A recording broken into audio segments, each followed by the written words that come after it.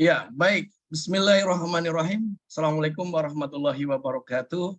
Teman-teman yang luar biasa, ya. Di slide Anda mungkin sudah terlihat seluruh peserta webinar. Mohon izin untuk evaluasinya. Cukup terlihat, teman-teman? Terlihat, Pak. Oke, terlihat ya. Dan suara saya cukup jelas ya. Mohon untuk panitia bisa evaluasi jika mana ada keterlambatan slide atau suara saya kurang jelas. Ya, izin menyampaikan dari permintaan panitia bahwa tema kita hari ini adalah wound care atau wound care modern ya, di mana memang menjadi isu tren terkini di mana perawat ini harus memiliki jiwa entrepreneur ya, di mana kita hadirkan adalah seorang ahli perawatan luka nanti di pembicara kedua dan tiga, dan saya hadir di sesi yang pertama untuk melengkapi adalah sebagai peran perawat di dalam manajemen pain-nya ya, manajemen pain-nya. Apakah perlu seorang klien yang sedang dirawat perawatan luka itu perlu dilakukan manajemen pain? Apakah Anda berpikir ya, itu apakah menjadi bentuk tugas utama jadi perawat? Tidak. Nah, ini akan menjadi tema kita yang menarik hari ini ya. Izin untuk menyampaikan Bapak Ibu ya, saya dialokasikan kurang lebih 45 menit tadi. Baik, tadi sudah diperkenalkan CV saya ya dari moderator. Terima kasih Mas moderator, walaupun mungkin kalau saya lihat eye contact terhadap kamera ya mungkin perlu belajar lagi ya, dan apa yang dibaca itu mohon izin ya, itu menjadi bentuk bagian, tapi sekali lagi ini adalah bentuk latihan, jadi saya rasa tidak ada yang salah ya. Dan saat ini saya status sebagai dosen tetap di Universitas Ihsan Sattia, tentunya akan memberikan pengalaman-pengalaman yang terbaik untuk mahasiswa-mahasiswa saya. Dan mungkin kalau ada peserta umum yang hari ini hadir, ya semuanya salam kenal ya dan salam silaturahmi. Dan Bapak Ibu jika ada nomor atau medsos ya silahkan bisa bersilaturahmi di nomor WA atau di Instagram atau di YouTube channel saya. Oke, kalau ditanya saya apakah seorang ahli perawatan luka, saya dari awal saya katakan bukan, ya. Saya bukan perawat ahli luka, sehingga nanti saya akan menghadirkan, akan dikupas tuntas terhadap pakar kita, ya, terkait perawatan luka itu bagaimana. Tetapi saya akan masuk di sesi yang memang menjadi bagian peran penting di dalam pain management during wound care, ya. Saya akan hadir di situ. Oke, kemudian tujuan utama kita berdiskusi teman-teman ya, diharapkan setelah mengikuti kegiatan webinar ini peserta diharapkan mampu memahami cara manajemen perawatan luka dengan teknik farmakologik dan non farmakologik yang tentunya adalah kolaboratif, baik asisten atau baik farmasi atau dokter yang akan kita memberikan referral ya dan konsultasi kita, apakah memang kita perlu memberikan painkiller atau tidak. Nah, tentunya teman-teman harus memahami sejauh mana. Nah, kita upayakan adalah dari sisi non pharmacological sebagai asnonsin. Nah, kemudian tujuan khususnya adalah diharapkan seluruh peserta webinar hari ini ya mampu menjelaskan konsep nyeri ya dari introduction-nya, kemudian kenapa sih pasien-pasien yang wound care harus diatasi nyerinya, kemudian mampu menjelaskan manajemen dengan teknik farmakologik, dan semua peserta mampu menjelaskan dengan teknik non farmakologik dengan benar, dan tentunya nanti akan dibahas juga tentang evidence based practice nursing terkait dengan perawatan luka ya, sehingga nanti teman-teman bisa diterapkan di saat wound care di pelayanan ya, atau mungkin buat teman-teman yang suka menulis di dalam nanti judul akhir di Kian ini menjadi salah satu inspiratif atau mungkin menjadi kandidat judul yang teman-teman bisa ajukan pada saat penulisan karya tulis ilmiah akhir mas nanti. Ya, ini adalah tujuan umum dan tujuan khusus kita. Nah, sehingga teman-teman kita lihat nih. Ya, kita diskusi sampai pagi ini ya. Oke, coba teman-teman boleh lihat gambar yang ada di slide ya. Kira-kira kalau melihat gambar itu, seorang pasien yang sedang dilakukan perawatan luka Ya, kita tidak melihat itu lukanya terbuka atau luka tertutup, atau kita lihat di situ ada semacam luka infeksi atau akut atau kronik. Saya tidak melihat sisi itu, tetapi apa yang terlihat dari gambar itu? Mungkin peserta ada yang volunteer ingin menjawab, atau saya boleh sebutkan ya. Saya secara acak aja, ya silahkan Kak Firnia dari RIS Hospital.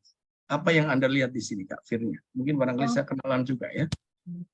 Ini Yang saya mahasiswa lihat, semester berapa, peserta luar atau alumni atau dari mana? Boleh saya berkenalan?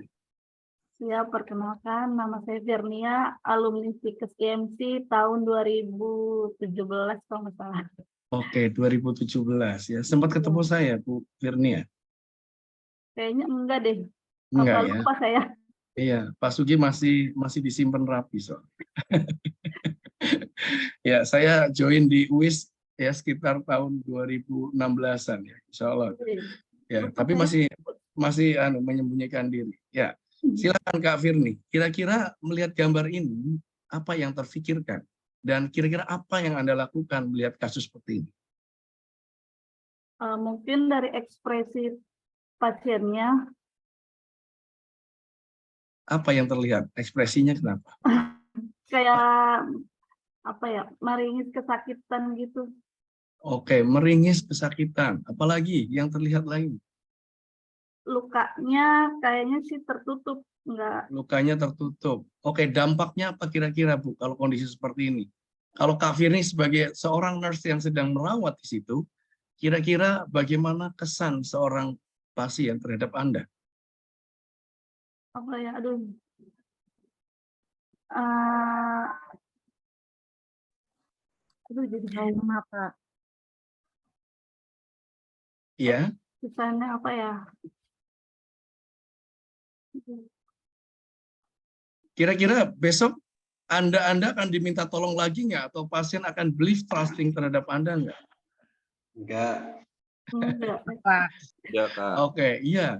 Ya, oke. Kesannya Ya, kasar Pak. oke. Ngerawatnya kasar ya. Padahal itu sudah pakai teknik yang sangat halus sekali ya. Atau mungkin barangkali kalau kita lihat wajahnya, coba oke, ini tidak ada Heeh. contoh wajahnya. Perlu nggak sih seorang nurse itu harus mengatur dari sisi pakaian, kemudian smiling, kemudian harus terlihat wangi, rapi. Padahal yang kita rawat adalah lukanya. Perlu nggak menurut Kak Firni? Perlu. Perlu banget itu. Perlu Perlu banget ya. sekali, Pak. Jadi intinya adalah memberikan rasa nyaman ya. Nyaman. Nyaman atau kenyamanan? Nyaman dan aman Rasa Pak. nyaman. Aman. Ya, nyaman dan aman ya. Nah, Iya. jadi what nurse should do. Nah, disinilah tema saya untuk mengangkat tema ini sehingga teman-teman akan saya ajak untuk begitu pentingnya seorang perawat bisa mengatasi nyeri saat apa? Saat dilakukan perawatan. Perawatan.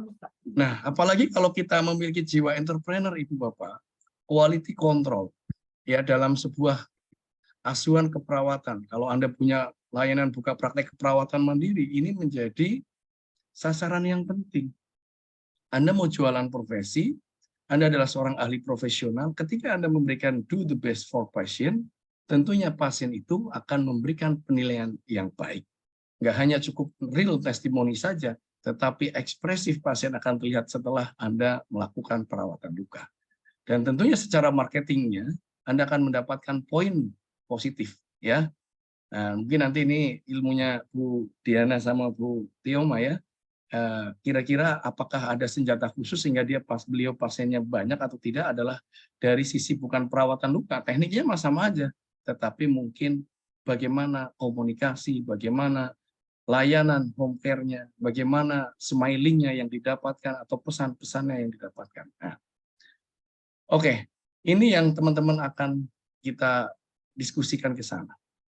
Oke, teman-teman, setelah ini semuanya mohon untuk dibaca. Saya ada kuis, ya. Halo semuanya, kalau saya tanya halo, jawabannya apa nih? Hai. Hai. Oke, saya ingat beberapa waktu lalu kayaknya Mas Dita, ini Ardita hadir ya. Beberapa Ardita kemarin dapat kuisnya ya. Sekarang saya punya kuis lagi nih. Saya punya kuis setelah slide ini. Tolong dijawab dengan baik.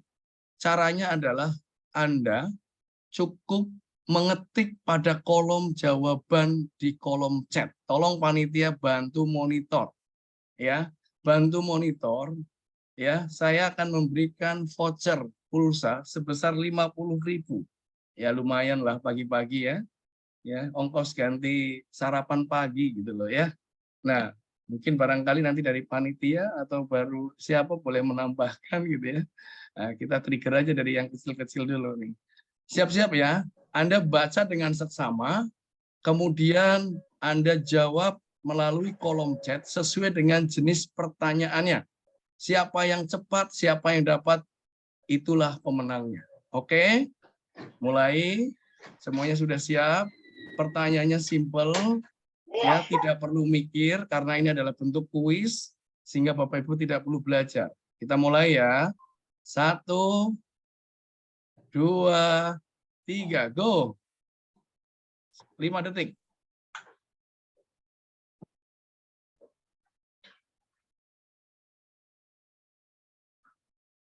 Ya, buruan, ayo masuk Saya dalam. bangga menjadi mahasiswa Universitas Insan Satya. Oke, siapa tadi, Kak? Siapa yang tadi jawab? Ayo. Saya bangga menjadi mahasiswa Universitas Insan Satya. Oke, terus siapa lagi? Semuanya masih belum sesuai jawaban. Saya bangga menjadi mahasiswa Universitas Ihsan Satya. Oke, panitia mohon untuk dibantu. Ihsan Satya. Saya Ya. bangga menjadi mahasiswa Universitas Ihsan Satya. Oke, panitia tolong dibantu. Siapa yang mengaktifkan suara dan kamera dan mengatakan saya bangga menjadi mahasiswa Universitas Ihsan Satya? Ada siapa tadi? Saya bangga menjadi mahasiswa Universitas Ihsan Satya. Oke. Tadi yang menjawab pertama atas nama Titania, Pak. Oke, silakan di-save nomornya. Sekali lagi selamat buat teman kita yang lain. Mungkin ada yang sudah second, ada juga yang menjawab tanpa mengaktifkan kameranya ya. Oke. Ini just games ya, hanya berlatih fokus saja. Ya, baik ya. Siap. Saya bangga menjadi mahasiswa Universitas Ihsan Satya. Oke, sama Bu. Saya juga bangga menjadi pendidik ya. Tapi sudah terlambat Bu. Udah ada kawan-kawan kita yang duluan ya. Oke ya. Jadi itu yang menjadi jawaban di dalam kuis ini ya. Kalau nanti panitia boleh di save nomornya dan bisa dikasih ke saya atau menghubungi saya. Nah, ketika kita melihat pain, teman-teman, kita masuk ke konsep ya. Jadi prevalency of pain ya, bahwa pasien-pasien yang masuk ke dalam atau masuk perawatan di dalam rumah sakit ya, tercatat bahwa keluhan terbesar itu adalah karena nyeri ya, karena nyeri itu macam-macam. Ada nyeri karena luka, nyeri karena trauma kecelakaan, atau nyeri karena adanya penyakit kronik ya, atau penyakit akut.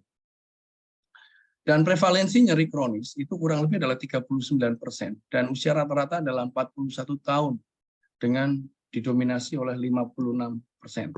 Nah, saya kurang, nanti teman-teman kalau tanya kenapa wanita lebih sensitif terhadap nyeri, atau bisa jadi laki-laki yang tidak tahan nyeri ya.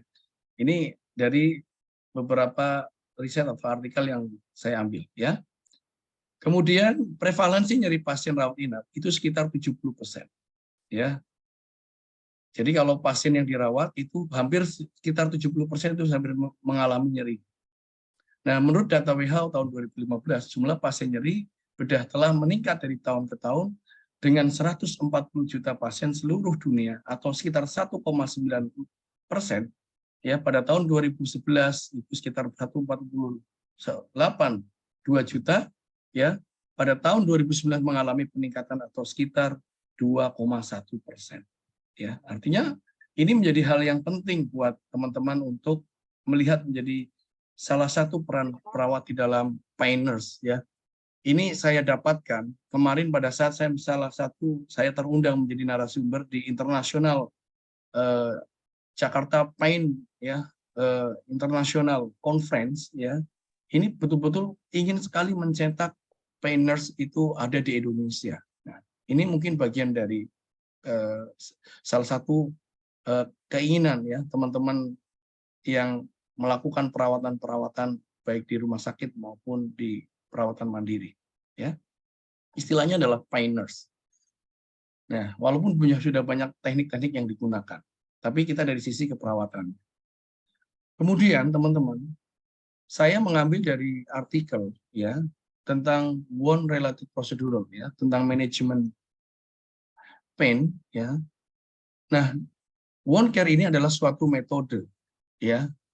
Suatu metode di mana mengambil ya benda-benda atau kulit atau jaringan-jaringan yang rusak ya. Kemudian lingkungan, paparan-paparan ya yang tentunya sudah mengganggu struktur dan fungsinya ya. Dan jaringan-jaringan yang mungkin tidak bisa dipakai lagi ya, dengan melakukan perawatan ya, mengganti atau melakukan pembilasan atau pembersihan ya, atau debridement ya, untuk terjadi proses penyembuhan luka. Nah, itu dari definisi wound care dari sisi harfiahnya. Nah, namun yang perlu kita pikirkan lagi adalah tidak hanya cukup ya, tujuan kita adalah merawat luka. Tapi di sini apa? Bahwa wound care ternyata memiliki beberapa dampak psikologis maupun fisiologis pada saat perawatan. Salah satunya adalah nyeri. Ya. Jadi hampir didapatkan di sini datanya wound care prosedur secara umum ini hampir dialami oleh beberapa klien, itu kurang lebih akan mengalami 74% severe pain, nyeri yang hebat. Ya. Dan 36% pasien itu akan menyampaikan experience severe pain during dressing change wound cleaning. Artinya ini menjadi sesuatu problem buat kita sebagai seorang nurse. Nah, di beberapa data juga, insiden moderate to severe wound related pain ini meningkat kurang lebih 94,1%. Ya, ini menjadi dasar kita kenapa pain management penting sekali di dalam perawatan luka. Oke. Nah, apa outcome-nya? Apa outcome-nya? Ketika seseorang yang mengalami kesakitan di saat sedang dilakukan perawatan luka, kira-kira apa yang didapatkan? Anda bisa lihat dari jawaban ini. Coba peserta ada yang bisa mengkonklusikan di sini. Ada selain yang saya lihat ada Kak Nunu nih. Saya kangen Kak Nunu. Kak Nunu Nurhayati. Wah. Nunu, hai gimana kabarnya? Nah, baik Pak, alhamdulillah. Oke. Kira-kira apa outcome ketika kita melakukan perawatan luka, kemudian pain itu diturunkan, apa yang didapatkan? Atau kira-kira ketika kita tidak memperhatikan luka, apa yang didapatkan? Pasiennya merasa nyaman, bisa kembali lagi datang kalau misalnya keluarga atau siapa yang sakit bisa balik lagi ke klinik kita, Pak. Iya. Dari sisi long of stay dari pasien kira-kira gimana?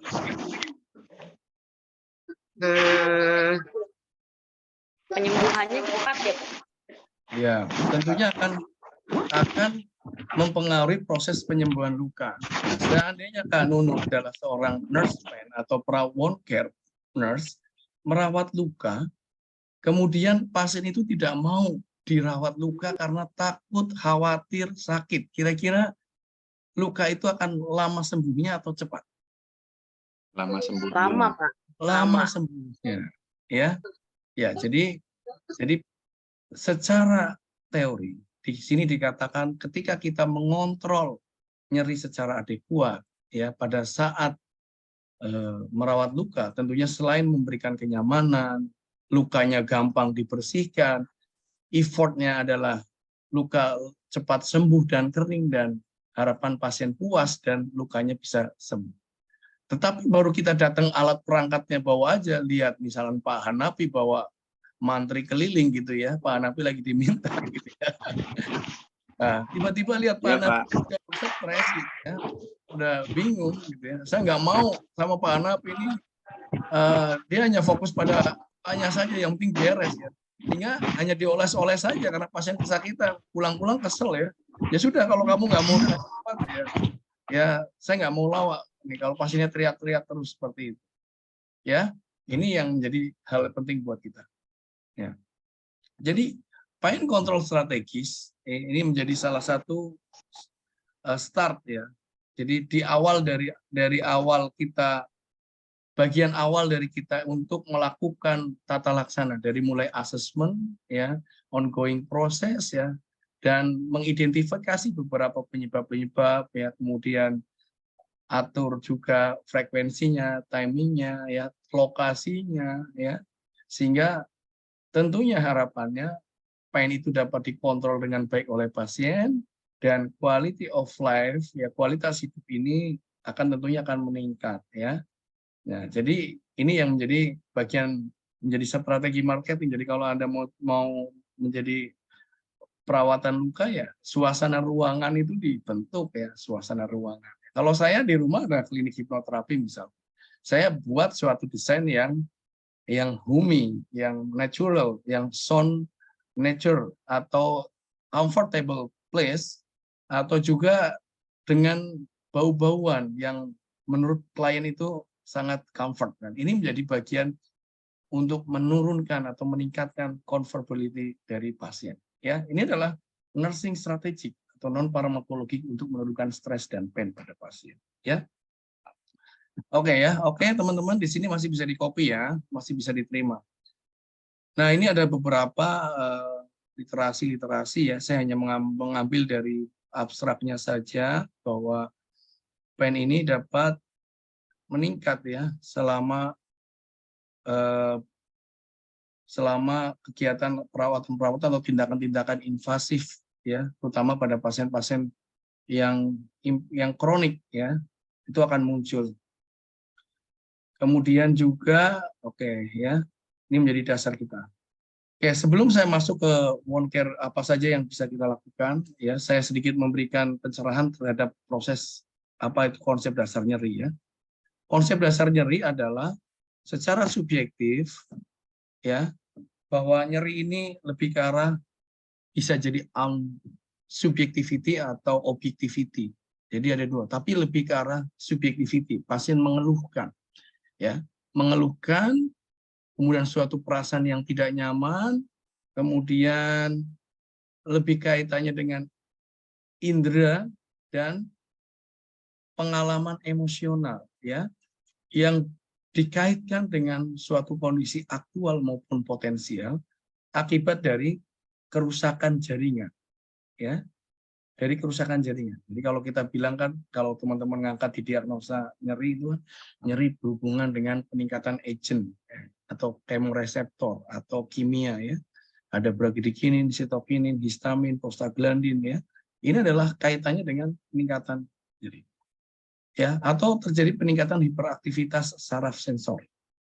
Ditambah lagi kalau pasiennya misalkan nyeri karena iskemik ya, contoh Anda merawat luka DM ya, luka DM itu mungkin neuropati diabetikum, nyeri ini sudah hilang. Karena apa? Karena sudah terjadi kerusakan jaringan. Beda lagi kalau Anda merawat luka akibat karena adanya kasus iskemik, akut lem iskemik ya, ALI.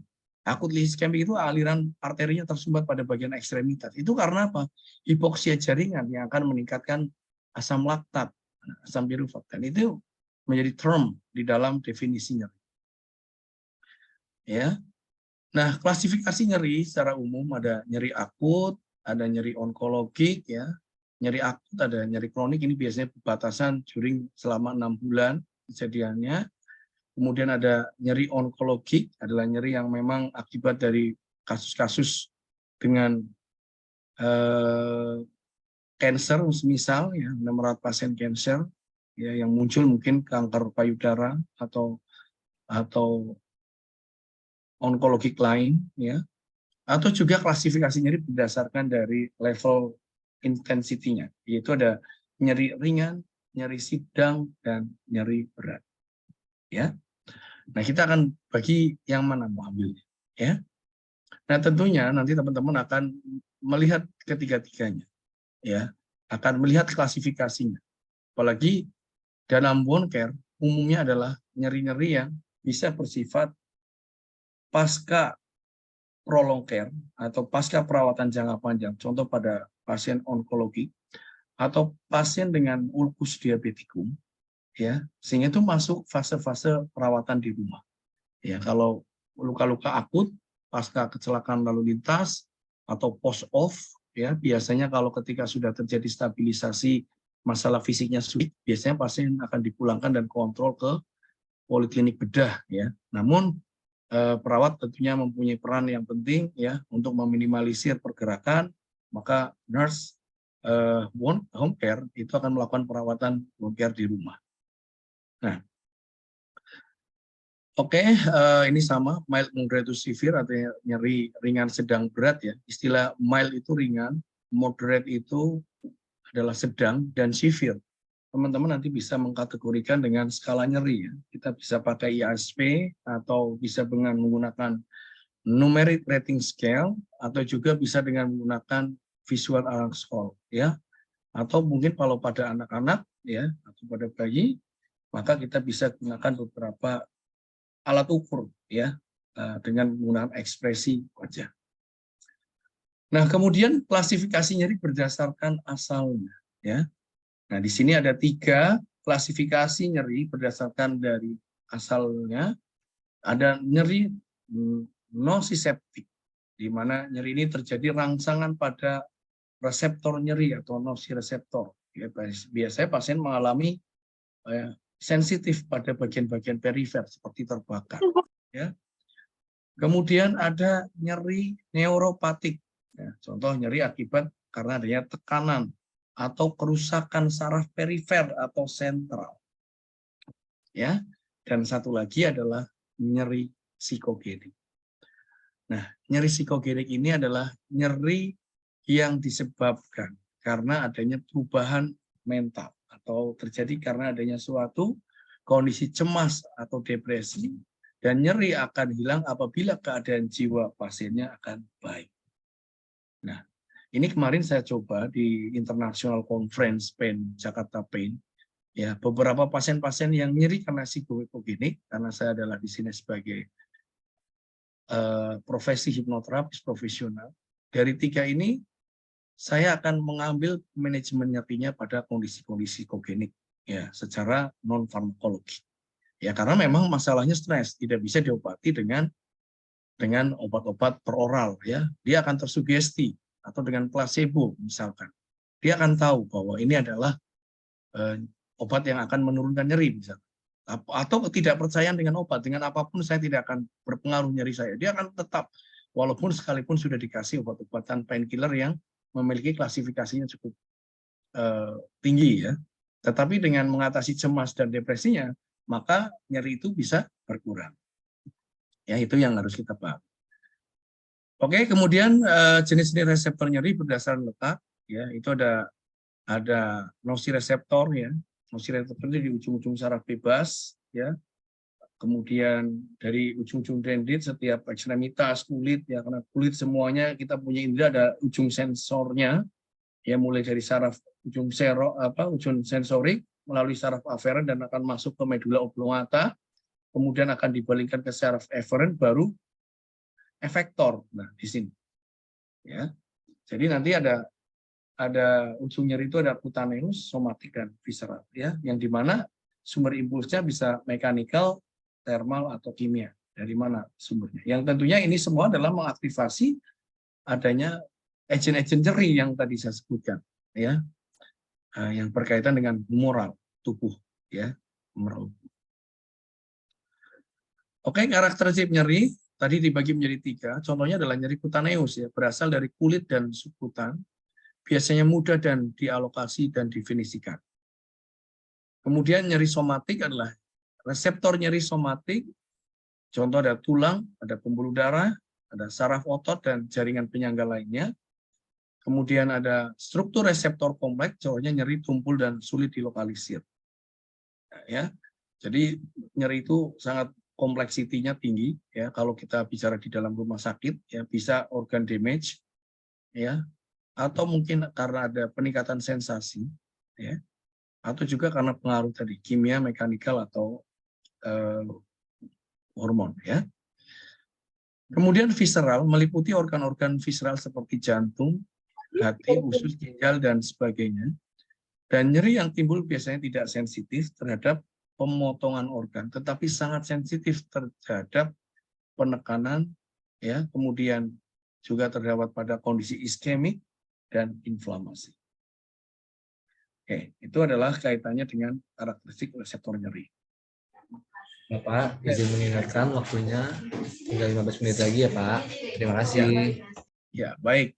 Ya, kemudian teman-teman, ini adalah bagaimana termo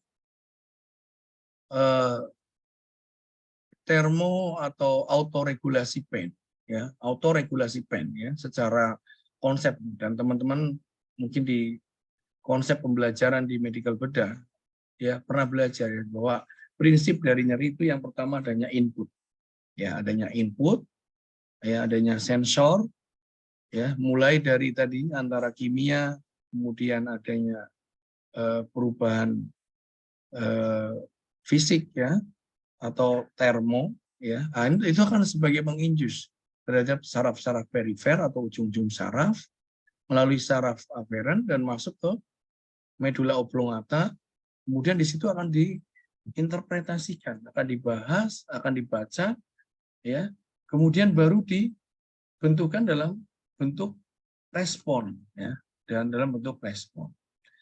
Sehingga kemarin saya dapatkan ilmu juga bahwa beberapa para pakar-pakar pain itu bisa merubah pada konsep nyerinya dari paradigma adalah persepsinya,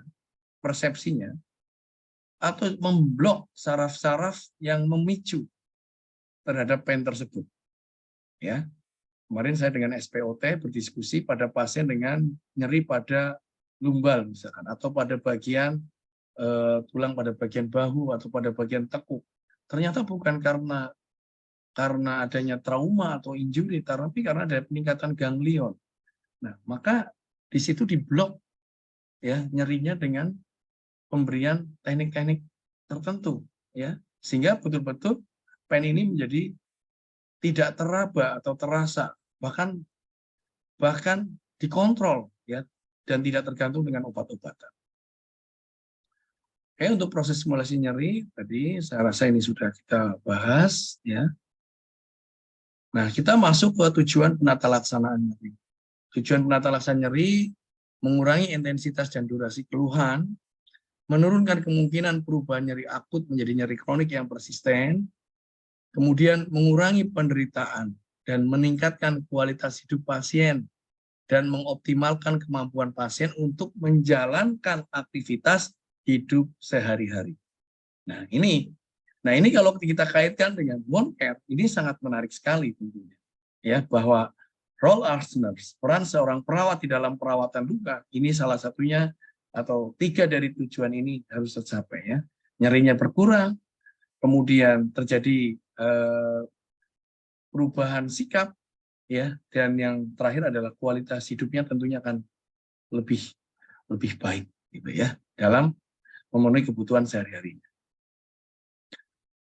Oke, dalam prinsip penata laksanaan nyeri itu bisa dilakukan dengan individual treatment dan kelompok, ya. Jadi kalau kita melakukan individual treatment, ini harus melihat dari sisi dosis, kemudian sesuai tujuan titrasinya bagaimana, jenis analgetiknya apa, dan rute pemberiannya apa.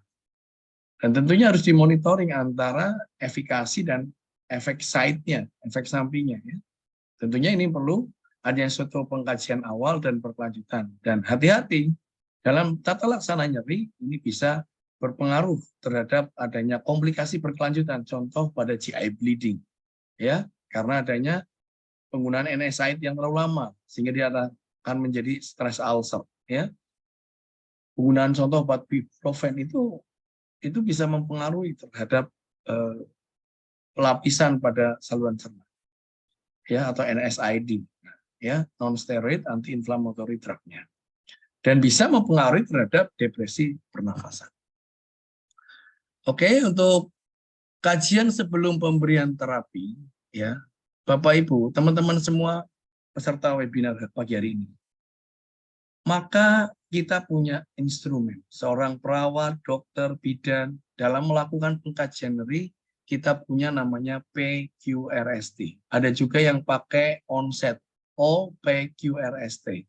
Onset, kemudian provoking, quality, regional, kemudian skala, and timing. Ya, nah ini menjadi pertanyaan-pertanyaan kalau kita selalu mengkaji atau mendapatkan klien yang mengalami pain, ya. Nah, jadi kalau mau mengangkat diagnosa pain pun, maka data ini harus muncul.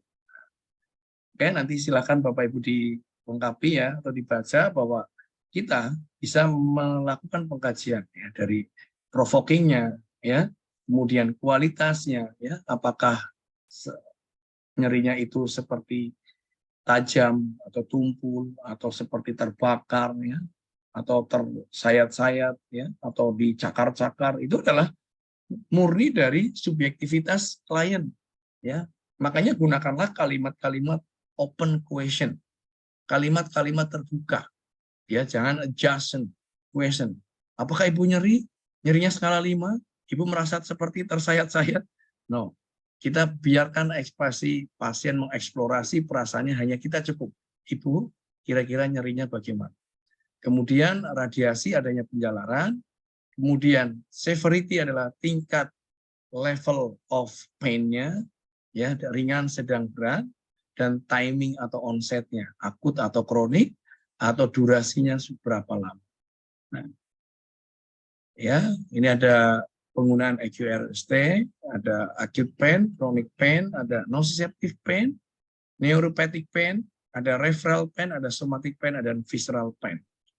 Nah, nanti kalau kaitannya dengan pada saat perawatan luka, mana yang akan lebih kita gunakan contoh pada chronic pain, ya, karena lukanya mungkin sudah lama dan muncul berkali-kali, ya.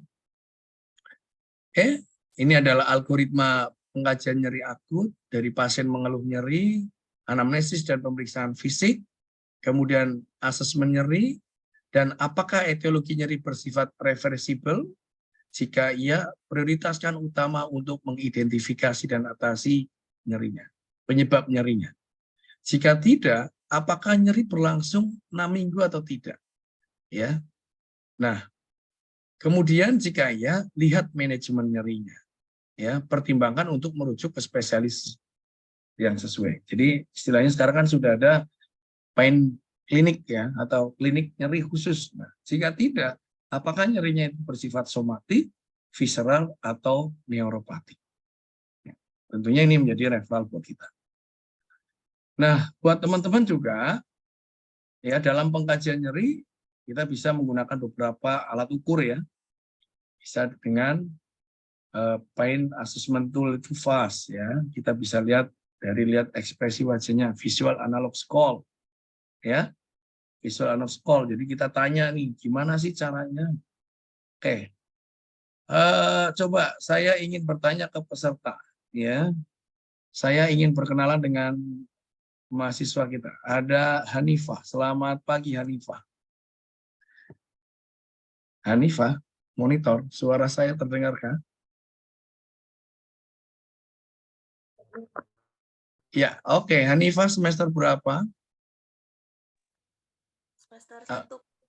Oke, semester 1, ya. Jadi belum pernah ketemu dengan saya secara langsung, ya. Baru ketemunya baru diskon 50% dari virtual saja, ya. Iya. Oke.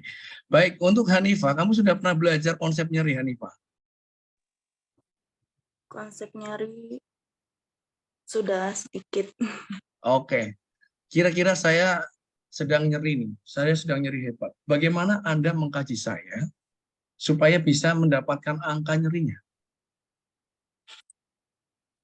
Gimana teknik Anda? Nah, tadi teh dengan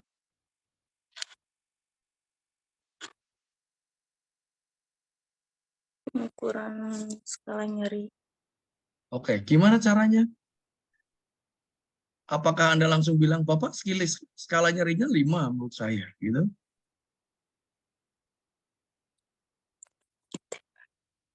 Gimana caranya, Nifa? Nggak kelihatan. Hmm, Oke, baik ya. Mungkin saya bisa minta tolong ke kawan lain ya. Baik, terima kasih Kak Hanifa. ya, Saya ingin, oke, ini ada sahabat saya nih, Kak Rimi Sianturi. Waduh, halo Kak Rimi. Halo, Pak. Ini follower sejati nih ya. Oke, Kak Rimi, gimana kabarnya, sehat? Sehat, Pak. Alhamdulillah, Pak. Oke, luar biasa ya. Oke, Kak Rimi, kira-kira gimana cara mengkaji nyeri ketika Anda mendapatkan pasien yang nyeri dari skalanya aja? Eh, mohon koreksi ya, Pak ya. Jadi kalau untuk mengkaji nyeri, eh, pas kita mengkaji pasien, pasien mengatakan nyeri, jadi kita menyampaikan Ibu ada angka ini, ada angka 0 sampai 10. 0 itu tidak nyeri, angka 10 itu yang paling nyerinya. Ibu berada di angka yang mana? Atau satu lagi kita nunjukin gambar seperti yang di bawah ini. Nah, kita tunjukkan bahwa yang hijau itu enggak nyeri, yang paling ujung itu yang paling nyeri sekali. Jadi Ibu di angka yang mana itu yang Ibu rasakan nyerinya, seperti itu, Pak. Terima kasih. Beri tepuk hebat. Hebat, hebat. Hebat, hebat. Hebat. Hebat. Luar biasa ya. Hebat. Jadi visual analog score atau numeric rating scale ya, klien yang akan bisa menilai ya. Kalau wajah, kira-kira kalau Anda suruh tunjuk Bapak di gambar yang mana? Anda lihat gambarnya gimana? Heart ya. Jadi kalau gambar Anda lihat ekspresinya ya. Jadi sekali lagi nyeri itu tidak bisa dimonitor. Nah, dan juga teman-teman dalam pengkajian nyeri itu harus dilihat nilai fisiologisnya. Jangan bilang saya sakit sekali, tapi tanda-tanda vitalnya normal. Banyak nih ya pasien-pasien kita yang baru masuk rumah sakit nyeri sekali dari pintu triase nih. Kebetulan saya perawat emergensi, ya baru masuk ruang triase itu teriak-teriak gitu ya. Pas di saat pengkajian nyeri sekali Pak, nyeri sekali ya. Begitu lihat parameter fisiologisnya normal semua. Kemudian diberikan oksigenasi, padahal sebetulnya bukan itu tujuannya. Diberikan tempat yang nyaman, pasiennya tertidur. Ini kan amazing buat kita. Jadi harus hati-hati dalam kajian. Oke, karena waktu kita terbatas, jadi saya langsung ke hal-hal yang inti. Jadi nanti ada teman-teman bisa melakukan tata laksana nyeri secara farmakologi ya. Ini ada berdasarkan dari WHO ya. Di mana analgetik dilakukan. Pak. Ya, oke, baik Mas Panitia ya. Mohon izin. Ya, jadi nyeri ini bisa kita lihat dari sisi mana? Mild pain, moderate pain, and severe pain. Nah, teman-teman, kalau mild pain atau nyeri yang ringan itu bisa dengan non-opioid ya. Contohnya pada pemberian obat reguler, paracetamol atau NSAID ya. Kemudian untuk yang jenis yang PRN, contoh NSAID, contohnya adalah ibuprofen. Ibuprofen itu nilai anti nyerinya lebih kuat dibandingkan dengan paracetamol. Kemudian pain score yang kedua ada weak opioid ya. Selain dengan paracetamol ditambah dengan kodein ya, atau dengan pemberian dehydrokodein atau tramadol. Nah, kemudian kalau PRN-nya mungkin bisa dengan pemberian morfin oral ya, morfin oral atau injeksi. Kalau pain score-nya 3, di sini biasanya sudah menggunakan morfin, ya. Bahkan ada juga yang pakai fentanyl. Fentanyl ya, pasien-pasien sudah dengan tindakan atau nyeri painkiller ya, ini sudah pakai. Nah, untuk keperawatan teman-teman, strategi penata laksana nyeri non farmakologik ada beberapa macam ya, ada distraksi, musik audiovisual, relaksasi, akupressure, hipnoterapi, kompres dingin, masas, pijatan. Nah, ini adalah jenis non farmakologik yang teman-teman bisa paham. Ini secara umum, bukan pada wound care. Sekarang saya masuk ke wound care-nya. Nah, pada kondisi wound care, kira-kira apa saja nyeri-nyeri yang bisa kita dapatkan? Nah, pada pain management in wound care, ya, ini dihubungkan dengan beberapa faktor. Jadi nggak bisa kita ambil dari salah satu sisi saja. Oh, ini cara ini cocok nih, ini musik terapi cocok nih, ini kompres ini cocok nih, atau dengan cara terapi basah lebih cocok nih. Enggak. Di sini dibilang, wound related procedural pain, common and many factor effect is intensity. Ya, jadi secara umum ini bisa berpengaruh pada usia, jenis kelamin, gender ya, kemudian high anxiety, kemudian depresi, mood ya, high level of anticipatory pain, large of wound size. Jadi ada ukuran berapa. Jadi sangat long duration of procedure ya, atau juga ada luka pada bagian ekstremitas atau chronic pain condition atau dia sudah toleransi terhadap opioid ya. Jadi memang sangat berpengaruh dari level-levelnya, di dalam manajemen pain. Sehingga tidak bisa dikategorikan teknik apa yang tepat, tidak bisa. Oke, dari artikel ini yang saya ambil dari systematic review, teman-teman. Ini ada beberapa algoritma atau manajemen wound care pharmacological tadi, kalau tadi berdasarkan WHO secara umum. Jadi diupayakan pasien-pasien sebelum dilakukan perawatan luka, Anda harus melakukan pengkajian di awal. Ya, jika masuk stratasinya adalah low risk, ya, dan beberapa pengaruhnya adalah usia, jenis kelamin, kemudian ada warna kulit, ya, maka intervensi yang diberikan, ya, nah di sini ada wound faktornya, ada small wound size or short duration of procedure, have no chronic pain, mild rest wound care, maka di sini boleh diberikan paracetamol 350 sampai 600 mg 1 sampai 2 jam sebelum diberikan perawatan luka. Ya. Nah, ini antisipasi teman-teman. Jadi kalau ada teman-teman perawatan luka, ya boleh direkomendasikan dengan memberikan obat ini atau dengan NSAID, ya. Misalnya dengan pemberian natrium diklofenak atau ibuprofen. Ya, atau dengan menggunakan EMLA atau salep. Ya. Tetapi ini sifatnya masih tahap yang ringan. Tapi kalau high risk, ya high risk pasiennya usia muda, wanita, kemudian tingkat kecemasannya tinggi. Ya ini teman-teman boleh di screenshot ya. Kemudian opioid toleransi, kemudian dia dari Afrika, ya rasnya, kemudian painnya cukup sensitif ya. Kemudian high level of antisipasinya tinggi. Nah, apa yang bisa dilakukan di sini? Non-adherent dressing. Jadi upayakan jangan menggunakan dressing kering ya. Kemudian dressing before removing at least 30 menit ya. Jadi upayakan di sana. Di sini intinya apa? Jadi jangan langsung melakukan perawatan luka langsung. Waiting dulu ya. Tunggu sampai betul-betul kondisi psikologisnya baik ya. Kemudian bisa dengan lukewarm, nanti bisa dibahas sama pembicara kedua ya, apa yang dimaksud dengan lukewarm water atau adhesive water cleansing ya. Kemudian ada most wound environment itu apa? Apakah dengan perawatan luka yang lembab gitu ya. Nah, ini menjadi penting. Tapi kalau ini non pharmacological, artinya ini adalah peran-peran kita bisa ambil di sini. Tapi kalau pharmacological method, teman-teman bisa dengan pemberian lidocaine ya, topical, misalkan dicampur dengan kasa yang diisi NaCl dan dicari larutan lidocaine untuk memblok anestesi pada perifernya ya, atau diberikan dengan obat sedatif, contohnya adalah ketamin ya, atau bisa dengan injek lidocaine subkutan misalkan ya, bahkan bisa dengan pemberian morfin di awal atau dengan pemberian obat fentanyl. Oke, ini algoritma yang saya ambil dari tahun 2022.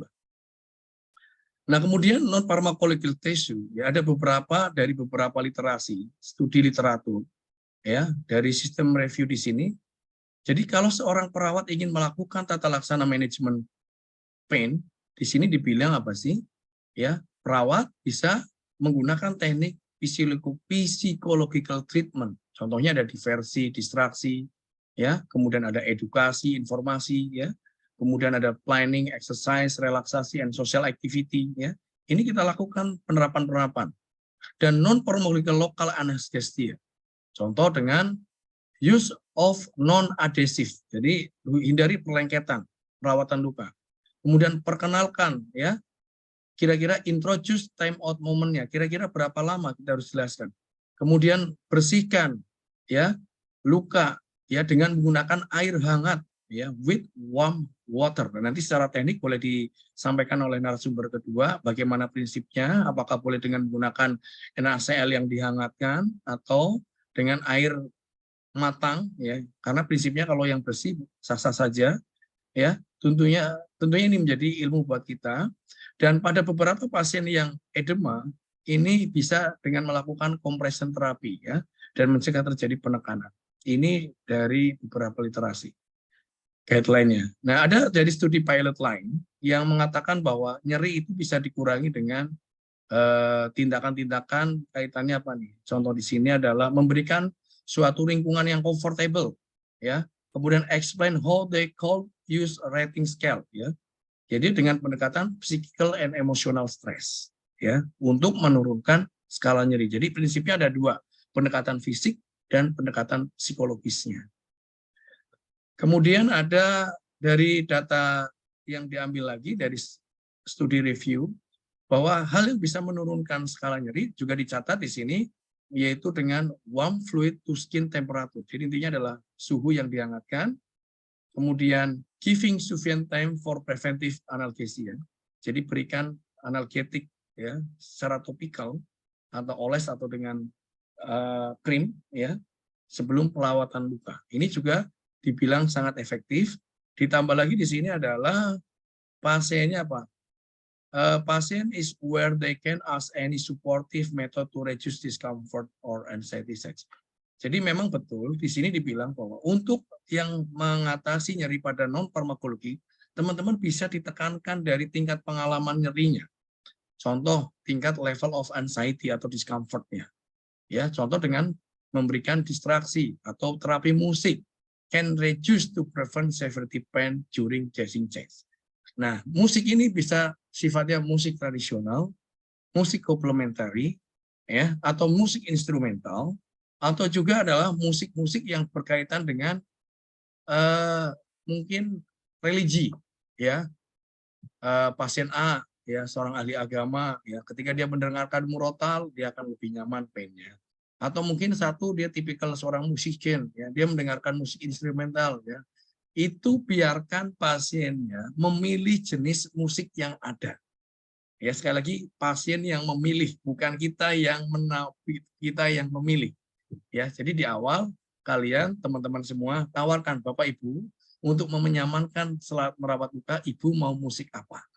Atau musik religi, atau musik instrumental, atau ada musik favorit Ibu. Silakan ambil yang paling tinggi tingkatannya. Oke. Nah, baru ya, di terapi lain juga sama. Di sini ada lagi nih, ya teman-teman, penting juga seorang nurse itu tidak kaku. Di dalam melakukan perawatan luka, di sini dibilang, studi ini mengatakan bahwa seorang perawat yang mampu melakukan humoris, yang bercanda, senyum, ya, dan distraksi, kemudian dengan mengajarkan slow deep breathing, ini juga bisa menurunkan nyeri, ya, selama tindakan. Bahkan di sini apa? Saat melakukan intervensi perawatan luka, ya, dengan cara memegang secara gentle, dengan cara humoris dan informasi yang mendetail terhadap perawatan luka, ini juga bisa dikatakan nyeri. Jadi pada saat melakukan nyeri butuh seorang komunikasi, ya, boleh bercanda dalam arti sisi yang suportif, yang asertif, yang bisa membangun pasien semangat dan bahagia. Oke? Itu ini contoh lagi ada audio hipnoanalgesia juga. Ini bisa, ya, ini adalah artikel yang diambil dari teman saya, yaitu Dr. Hanung. Dia adalah seorang master hipnoterapi, ya, di Solo.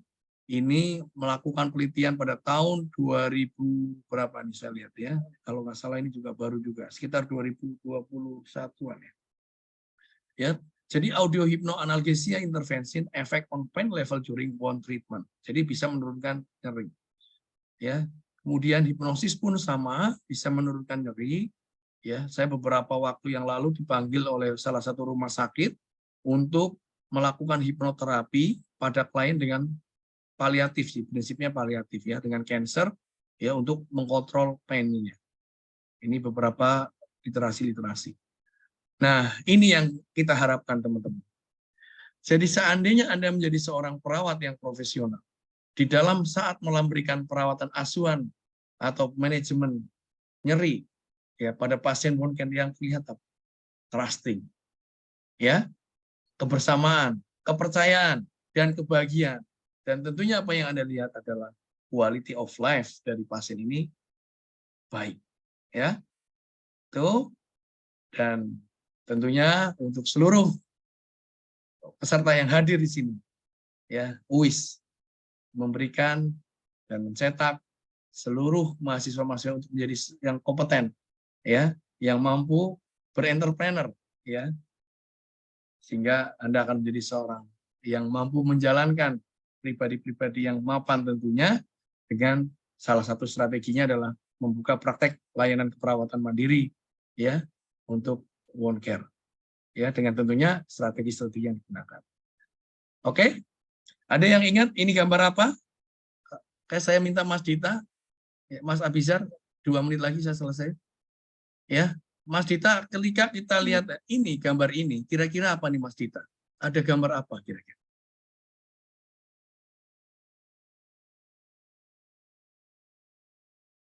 Mas Hardita, izin untuk mengkomentari. Saya kayaknya lihat ada peserta yang oke. Saya ingin ini, oke, Mas Hardita, wait dulu. Saya ingin menyapa sahabat senior saya yang menjadi panutan ini. Ada Pak Sucipto nih. Pak Cipto, monitor. Nah, baru saya izin menyapa. Siap Pak, monitor. Terima kasih Pak. Ya, oke Pak Cipto, saya kayaknya dari tadi menyimak ya. Saya izin. Ya Pak. Ya. Kira-kira apa harapan Bapak ketika melihat gambar ini? Dari kumpulan gentong yang ada, pilihlah satu. Pilih kita jadi salah satu yang bersinar kalau menurut saya. Oke, ya, nice word, ya, luar biasa. Ada pandangan lain? Kalau Anda pilih antara gentong sama lampu, pilih yang mana nih? Lampu. Lampu. Kenapa lampu? Lampu menerangi, memberikan Iya. cahaya kepada yang lain. Iya, luar biasa. Ya, ini ide ini saya dapatkan tadi 6:30 pada saat saya mendengarkan motivasi dan saya jogging. Saya langsung teringat, materi ini harus saya sampaikan di akhir closing webinar ini. Ada istilah, seorang filsafat mengatakan, ya, bahwa jadilah manusia sebagai penerang yang akan memberikan cahaya kepada setiap insannya.